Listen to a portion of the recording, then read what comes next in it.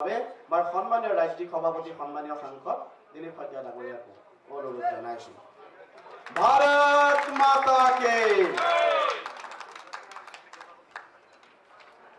এটা ফুলৰ বুকেৰ সৈতে মাননীয় নেতাজীক আদৰণি জনাব মাননীয় ৰাজ্যিক সভাপতি দিলীপ শইকীয়া ডাঙৰীয়া।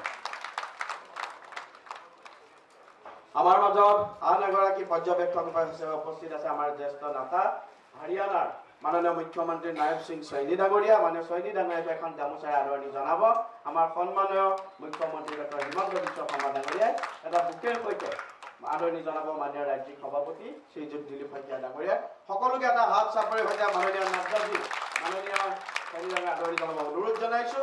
মাননীয় মুখ্যমন্ত্ৰীৰ নেতৃত্বত বিশাল বিজয়। আকৌ এটা হাত চাপৰি সকলোকে ভাৰত মাতা কি।